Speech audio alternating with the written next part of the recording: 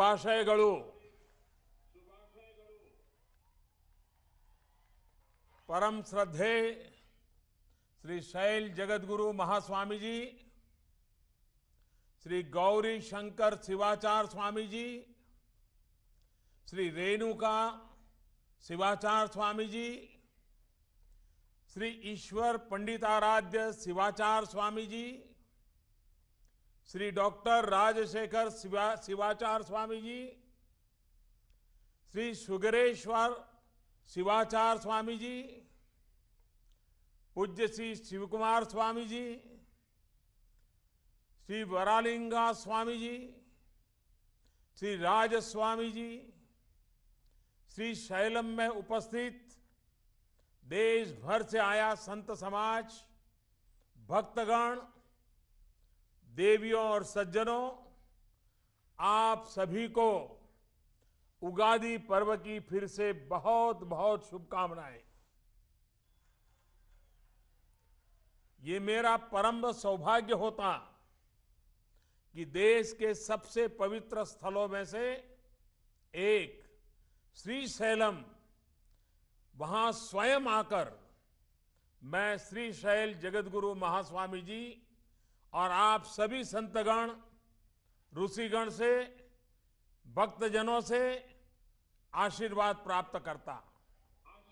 लेकिन समय की कठिनाई के कारण संभव नहीं हो पाया, इसलिए आपसे टेक्नोलॉजी के माध्यम से जुड़ रहा हूं और यहीं से आप सब ऋषि मुनियों को, संत महात्माओं को कोटि कोटि नमन अर्पित करता हूं।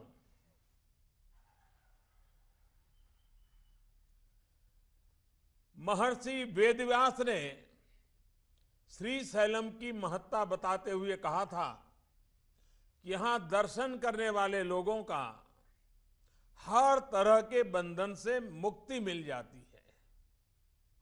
श्रीशैल समम क्षेत्रम न भूतो न भविष्यति, इस क्षेत्र की सर्वश्रेष्ठता को व्यक्त करने का वाला ये उससे उत्तम संदेश है। इस क्षेत्र में भारत के 12 ज्योतिर्लिंग में से एक श्री मल्लिकार्जुन लिंग तो विद्यमान है ही, इसके साथ भी ब्रह्मरांबा शक्तिपीठ और वीर शैव धर्म के संस्थापक आचार्यों में एक श्री जगद्गुरु सूर्य सिंहासन पंडिताराध्य गुरुपीठ भी यहां विराजमान है। इस तरह श्री शैल क्षेत्र ज्योतिर्लिंग शक्तिपीठ एवं जगद्गुरु पीठ का ये त्रिवेणी संगम क्षेत्र है। भगवान बसवेश्वर आदि शिव शरणों में इसी क्षेत्र में आकर समाधिस्थ हुए हैं। सुप्रसिद्ध अल्लम प्रभुदेव और अक्क महादेवी भी यही ईश्वर को प्राप्त हुए। सोलार के शिव योगी सिद्धरामेश्वर का श्रद्धा स्थान भी श्रीशैल ही रहा है। हेमरड्डी मल्लम्मा भी मल्लिकार्जुन की भक्ति के कारण सुप्रसिद्ध हुई। ये भारत का वो दिव्य क्षेत्र है जो पूरे राष्ट्र को आशीर्वाद देता है, प्रेरणा देता है, नई शक्ति देता है। इस पवित्र संगम क्षेत्र में महास्वामी जी प्रतिवर्ष उगादी के अवसर पर राष्ट्रीय जागृति का ये महत्वपूर्ण कार्यक्रम आयोजित करते हैं। देश भर से और विशेषकर कर्नाटक से हजारों लोग सैकड़ों किलोमीटर पैदल चलकर इस आयोजन का साक्षी बनने के लिए वहां पहुंचते हैं। राष्ट्रीय जागृति और आस्था के इस महान यज्ञ में शामिल प्रत्येक श्रद्धालु को मेरा करबद्ध प्रणाम है। उगादि का अर्थ होता है एक युग की शुरुआत। उगादि मानव जीवन की शुरुआत का ही पर्व है। सृष्टि की रचना की शुरुआत का पर्व है। ये नई उम्मीदों, नई आशाओं, आकांक्षाओं का पर्व है। ये प्रकृति का पर्व है, ये पर्यावरण का पर्व है। ये जीवन में नए आरंभ का पर्व है। ये नए संकल्प का पर्व है। कल कर्नाटक, आंध्र प्रदेश, महाराष्ट्र में, देश के अनेक राज्यों में लोग नए घर के निर्माण की शुरुआत करेंगे, नई गाड़ी खरीदेंगे या नया ट्रैक्टर खरीदते हैं, नया कारोबार शुरू किया जाता है, दुकान में कुछ नया काम शुरू करवाया जाता है। इस पर्व को मना रहे प्रत्येक व्यक्ति को मेरी तरफ से अनेक अनेक शुभकामनाएं। मेरी कामना है कि आप सभी को भरपूर पुण्य मिले, प्रसाद मिले। हमारी परंपराएं किस तरह हमें जीवन के सिद्धांतों से परिचय कराती हैं, उसका बेहतरीन प्रमाण है बेवू बेल्ला प्रसाद। मुझे उम्मीद है आप सभी कल बेवू बेल्ला या उगादि पचड़ी का स्वाद लेने वाले हैं। जैसे उसका स्वाद थोड़ा कड़वा, थोड़ा मीठा होता है, जीवन भी तो इन दोनों स्वादों से भरा हुआ होता है। कुछ मीठापन भी होता है, कुछ कड़वापन भी होता है।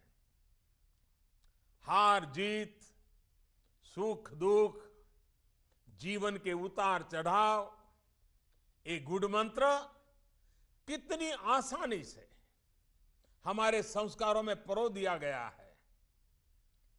जो लोग हमारे देश के इतिहास से परिचित नहीं है, ऐसे लोगों को कभी इसके बारीकियों का, उस परंपराओं का और उसके प्रभाव का कभी अंदाज नहीं होगा। आप सभी संतगण इस बात से भली भांति परिचित है कि हमारे गौरवशाली इतिहास को गुलामी के लंबे कालखंड में चोट पहुंचाने की कितनी कोशिश की गई, कितने प्रयास हुए, लेकिन हमारी परंपराओं की ये शक्ति रही कि वो उस महाप्रहार को भी सह गई। आखिर ऐसी क्या शक्ति थी हमारे देश में? आखिर कौन था जो देश को उस समय संभाले हुए था? उस समय आप जैसे संतों, ऋषि मुनियों का प्रताप ही था जिसने देश के आध्यात्मिक और सांस्कृतिक गौरव की रक्षा की।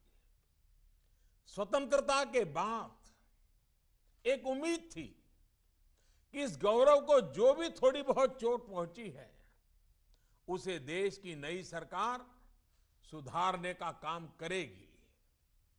लेकिन ये दुखद रहा कि उस दौर के राजनेताओं ने देश की पहचान के साथ सपेरों, जादू टोने और करतबों को ही उसकी पहचान बना दिया, उसी को मान लिया, उसी के साथ जोड़ दिया गया। इतना ही नहीं, हमारे गौरवशाली इतिहास की महत्वपूर्ण बातों को भी अगली पीढ़ी तक पहुंचने से रोकने का भरसक प्रयास किया गया।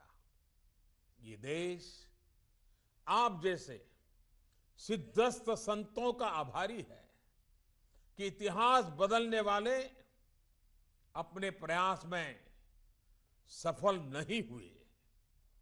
आपने एक तरफ देश की आध्यात्मिक और सांस्कृतिक रक्षा की, तो दूसरी तरफ सामाजिक संस्थाओं को मजबूत करने का भी एक भगीरथ कार्य किया। आज का ये आयोजन एक तरह से अध्यात्म और ज्ञान का वो कुंभ है जिसमें जो जो डुबकी लगाता है वो तर जाता है, सिद्ध हो जाता है। कुंभ की पुरातन व्यवस्था और ये कार्यक्रम कुछ मायनों में एक जैसे ही कहे जा सकते हैं। कुंभ मेले के दौरान भी अपने विशाल देश को एकत्व में समेटने का प्रयास होता है। संत, महंत, ऋषि, मुनि कुंभ के मेले में जुड़ते हैं, समाज के सुख दुख पर चर्चा करते हैं। कुंभ के स्वरूप में एक और विशेष बात रही है, हर 12 साल पर महाकुंभ में साधु संत जुड़ते हैं। फिर तय किया जाता था कि अब भविष्य के लिए समाज की दिशा क्या होगी, देश की दिशा क्या होगी। इस दौरान जो तय किया जाता था वो एक तरह से सामाजिक संकल्प होते थे। ये हम सभी के गर्व का विषय है कि समाज को दिशा दिखाने वाली, देश को उसकी आंतरिक बुराइयों से दूर करने वाली ऐसी महान परंपराएं आज भी निरंतर चल रही है। श्री शैलम में राष्ट्रीय जन जागृति सम्मेलन हो रहा है, उसमें भी दूर दूर से लोग आए हुए हैं, एक दूसरे को मिल रहे हैं, समझ रहे हैं, चर्चा कर रहे हैं, एकात्म की भावना से संगठित हो रहे हैं। भगवान बसवेश्वर ने कहा था, कर्मण्येवेह कर्माणि इति विशेषतः शतगम, यानी जीवन में एक निश्चित लक्ष्य को प्राप्त करने के लिए कम आयु तक जीना लक्ष्य विहीन जीवन के 100 वर्ष से भी ज्यादा बेहतर है। यदि पर्पज ऑफ लाइफ लक्ष्य तय करने के जीवन जीने का तरीका समझना आज के समय में और महत्वपूर्ण हो गया है। आप सभी इस बात से भली भांति परिचित है कि कैसे हमारी सरकार ने भगवान बसवेश्वर के इन वचनों को अपनी कार्यशैली में उतारा है।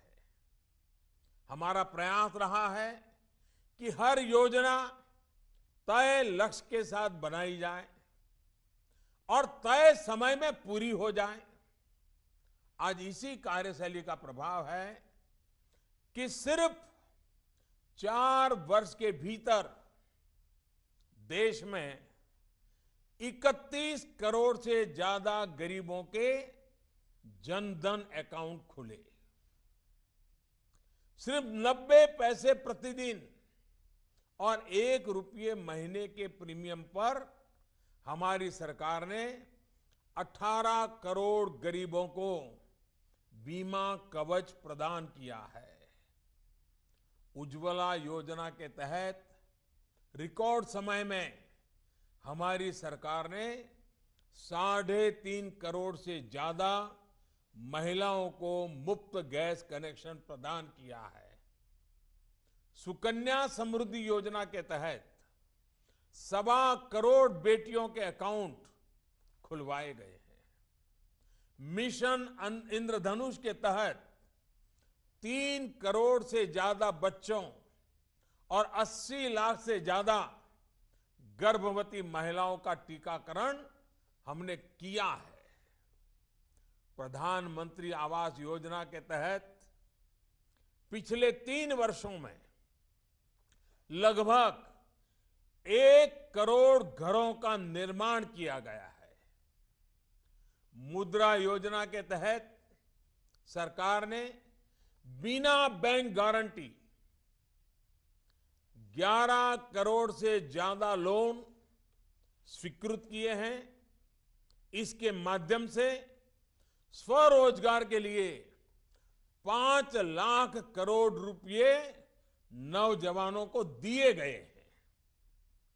5 लाख करोड़ हमारे देश के जवानों के हाथ में जाना और उनको अपने पैरों पर खड़े रहने के लिए ताकत देना, ये इस देश का अभूतपूर्व काम हुआ है।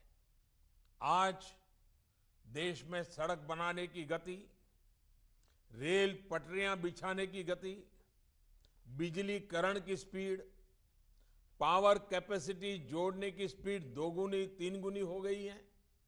तो इसकी वजह है एक निश्चित लक्ष्य को प्राप्त करने के लिए दिन रात मेहनत करना। अभी हाल ही में हमारी सरकार ने एक और योजना का ऐलान किया है। ये योजना देश के 40 से 50 करोड़ लोगों के जीवन की बड़ी चिंता को खत्म करने का काम करेगी और इस योजना का नाम है आयुष्मान भारत। इस योजना के तहत सरकार हर गरीब परिवार को गंभीर बीमारी के इलाज के लिए साल में 5 लाख रुपए तक का हेल्थ एश्योरेंस प्रदान करेगी। सबका साथ सबका विकास के मंत्र के साथ हमारी सरकार देश के गरीबों की निम्न मध्यम वर्ग के जीवन को आसान बनाने का काम कर रही है। पुरानी परंपराओं से सीख लेते हुए हमारी सरकार ने जन आंदोलन की शक्ति को समझा है, उसे महत्व दिया है। इसी का असर है कि आज स्वच्छ भारत अभियान के तहत देश में स्वच्छता का दायरा बढ़कर 80% तक पहुंच गया। 2014 से पहले यह लगभग 40% से भी कम था। यानी हमने 2 गुनी बढ़ोतरी की है। इसी तरह नदियों की सफाई का कार्य हो, डिजिटल इंडिया मिशन हो, देश में सौर ऊर्जा को बढ़ाने वाले प्रयास हो, ये सभी एक जन आंदोलन की तरह आगे बढ़ाए जा रहे हैं। इन जन आंदोलनों को और मजबूत करने में आपका योगदान सभी के लिए प्रेरणा का कार्य करेगा। हाल ही में हमारी सरकार ने कुपोषण की चुनौती से निपटने के लिए राष्ट्रीय पोषण कार्यक्रम भी शुरू किया है।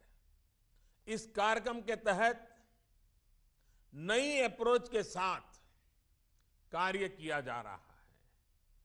महिलाओं और बच्चों को पोषण का मतलब सिर्फ पौष्टिक भोजन उपलब्ध कराना ही नहीं होता है। हमारी सरकार इस चुनौती को समग्रता में देख रही है। अगर सिर्फ पौष्टिक भोजन उपलब्ध कराए जाएं और मां और बच्चे के आसपास गंदगी का वातावरण हो, उन्हें सही समय पर सही टीके न लग रहे हो, गर्भावस्था के दौरान माता की सही देखरेख न हो और जन्म के शुरुआती महीनों में बच्चे को मां का पर्याप्त समय न मिले, तो इसका दुष्परिणाम कुपोषण के तौर पर दिखने को मिलता है। यानी अनेक परिस्थितियां हैं जो कुपोषण के लिए जिम्मेदार होती है और ये भी महत्वपूर्ण है कि ये परिस्थितियां भी जगह के हिसाब से बदलती रहती है। कहीं पर बाल विवाह एक वजह है तो कहीं पर अशिक्षा का कारण है, कहीं पर अनाज की कमी वजह है तो कहीं पर टीकाकरण नहीं हुआ है, वो समस्या है। और इसलिए मेरा आग्रह है कि श्रीशैलम में जनजागृति अभियान में शामिल हुए सभी भक्तजनों को इस अभियान के बारे में आपकी तरफ से भी जानकारी दी जाए। वहां पर क्या स्थानीय परिस्थितियां हैं, इस बारे में विचार किया जाए और प्रशासन को अवगत कराया जाए। पोषण सिर्फ महिलाओं से जुड़ा हुआ विषय नहीं है। कुपोषण दूर करने में पुरुषों की भी पूरी जिम्मेवारी है, भागीदारी आवश्यक है। देश आज एक बहुत महत्वपूर्ण कालखंड से गुजर रहा है। देश के लोग देश को अपनी आंतरिक कमजोरियों से जल्द मुक्त देखना चाहते हैं। सिर्फ जातिवाद ही नहीं, काले धन और भ्रष्टाचार जैसी जितनी भी बुराइयां देश को नुकसान पहुंचा रही हैं, उन्हें दूर करने में, उनके प्रति लोगों को जागरूक करने में आपका योगदान बहुत ही महत्वपूर्ण है। समाज को बांटने की जो कोशिशें हो रही हैं, उनके प्रति भी लोगों को जागरूक करने की आवश्यकता है। राष्ट्र निर्माण के लिए केंद्र सरकार अपनी तरफ से हर संभव कार्य कर रही है, लेकिन इस प्रयासों में आप सभी का आशीर्वाद हमारे लिए एक शक्ति का संबल बनेगा। हमारा उत्साह बढ़ेगा, हमें दौड़ने की एक नई ताकत मिलेगी। एक बार फिर श्री शैल जगतगुरु महास्वामी जी और वहां उपस्थित संतों, महंतों, मुनियों को नमन के साथ मैं अपनी बात समाप्त करता हूं। आप सभी का बहुत बहुत आभार। श्री शैलद अधिदेवते मल्लय एल्लरिगो सन्मंगल मन्नुटू माडिली।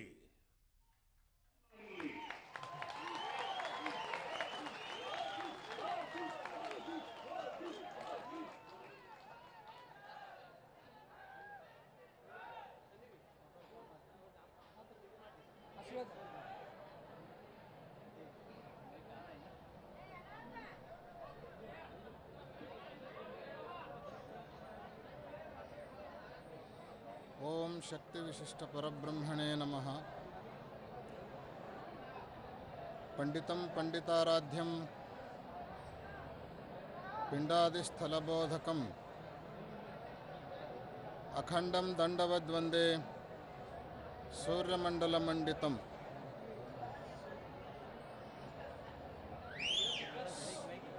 सदा स्मरणीय श्रीशैल पीठ के गुरु परंपरा को, भ्रमरांभा मल्लिकार्जुन स्वामी को स्मरण करते हुए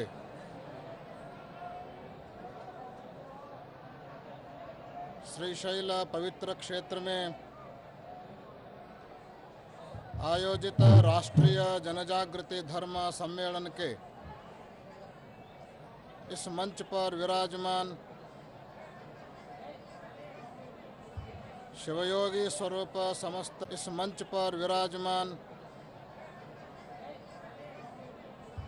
शिवयोगी स्वरूप समस्त शिवाचार्य स्वामी जी आज इस राष्ट्रीय जनजागृति शिवाचार्य स्वामी जी आज इस राष्ट्रीय जनजागृति धर्म सम्मेलन में वीडियो कॉन्फ्रेंस के द्वारा स्वयं भले ही न आ सके, लेकिन उनके चित्र के द्वारा अत्यंत उत्तम फ्रेंस के द्वारा स्वयं भले ही न आ सके, लेकिन उनके चित्र के द्वारा अत्यंत उत्तम विचारों के द्वारा इस मंच पर आकर अपना संदेश दिए हुए भारत देश के माननीय प्रधानमंत्री भारत माता को ही अपना संदेश दिए हुए भारत देश के माननीय प्रधानमंत्री भारत माता को ही अपनी माता मानने वाले माननीय नरेंद्र मोदी जी और इस कार्यक्रम में भाग लिए हुए माता मानने वाले माननीय नरेंद्र मोदी जी और इस कार्यक्रम में भाग लिए हुए समस्त सद्भक्तगण, श्रीशैल यह एक भारत देश का पुण्यतम क्षेत्र है। कहा गया है श्रीशैल शिखरे दृष्टे पुनर्जन्म न विद्यते।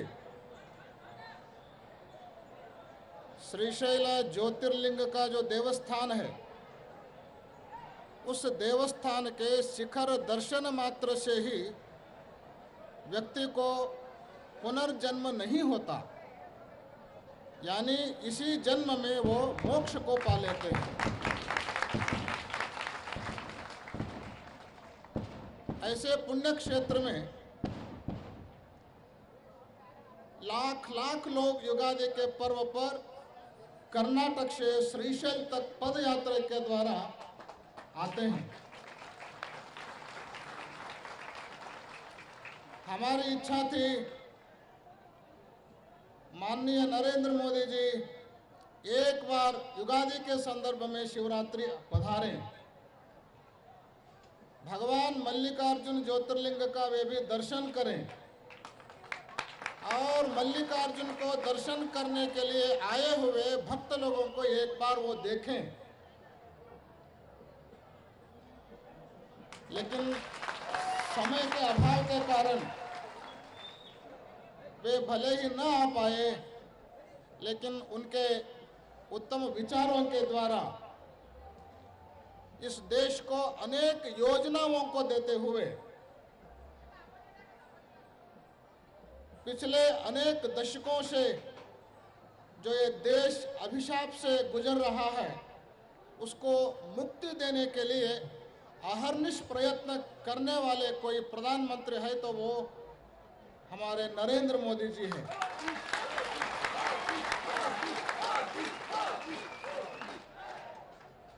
आज मोदी जी प्रधानमंत्री पद पर आने के बाद राष्ट्रहित के लिए, सामान्य लोगों के हित के लिए बखूबी योजनाएं दिए हैं। उन योजनाओं को लोगों तक पहुंचाने का काम होना चाहिए। आने वाले दिनों में हम आशा करते हैं कि अगले शिवरात्रि के बाद आने वाले युगादि के संदर्भ में हम बहुत बड़ा सम्मेलन का आयोजन करने वाले हैं। मल्लय्यन भक्तर बृहत् समावेश, मल्लिकार्जुन के जो भक्त हैं उन भक्तों का ही एक बहुत बड़ा मेला हम रखने वाले हैं। युगादि के अमावस्या के दिन शाम को रखने वाले हैं। हम एक साल पहले ही मोदी जी को आमंत्रण करेंगे कि अगले साल स्वयं आकर के उस मेले का उद्घाटन करेंगे और सभी लोगों को समाधान करेंगे। मोदी जी, आप के पास समय बिल्कुल नहीं है। देश के लिए आप हर क्षण का उपयोग करते रहते हैं। उतने व्यस्तता के बावजूद भी 30 मिनट का समय हमारे भक्तों के लिए आपने दिया, उसके लिए हमारे भक्तों की ओर से आपको हम शुभकामनाएं देते हैं। हमारे सभी भक्तों को आपने युगादि के शुभ पर्व पर हार्दिक शुभकामनाएं व्यक्त किए, लेकिन हम भी हमारे सभी भक्तों की ओर से युगादि के शुभ पर्व पर आपको हार्दिक शुभकामनाएं प्रदान करते हैं। हम भगवान मल्लिकार्जुन भ्रमरांबा और जगत गुरु पंचाचार्यों से प्रार्थना करते हैं, आपका आरोग्य ठीक रहे, आपकी उम्र ज्यादा हो और इसी तरह 100 से अधिक साल तक देश की सेवा करने के लिए आपको शक्ति प्रदान करें।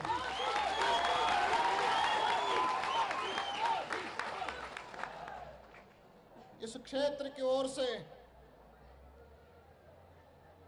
हमारे पास अनेक संकल्प है। भक्त लोग आते हैं, आजकल रोड अच्छा बना है, लेकिन हम हमारे भक्तों की ओर से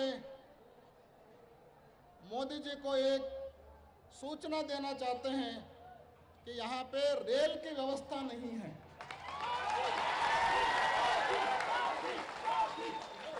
इधर एक ट्रेन की व्यवस्था हो गई तो हमारे भक्त लोग आराम से आकर के क्षेत्र का दर्शन करने के लिए एक बहुत बड़ा व्यवस्था किया जैसा हो जाएगा। आने वाले दिनों में आप अवश्य इसको पूरा करेंगे। आपने नदियों का जोड़ने का काम किया है, रास्ताओं को जोड़ने का काम किया है, इसके साथ साथ ज्योतिर्लिंगों को भी जोड़ने का काम आप करेंगे, क्योंकि भारत देश के आत्मा है। इस देश के 12 ज्योतिर्लिंग, इन 12 ज्योतिर्लिंगों को रास्ताओं से, रेल मार्गों से और भी जितने जितने माध्यमों से हो सकता है उतने माध्यमों से जोड़ने का एक काम आपके द्वारा संपन्न हो, ऐसे शुभेच्छा व्यक्त करते हुए हमारे सभी भक्तों की ओर से पुनः एक बार आपको शुभकामनाएं व्यक्त करते हुए हम अपना आशीर्वचन पूर्ण करते हैं। ओम शांति ही शांति ही शांति ही।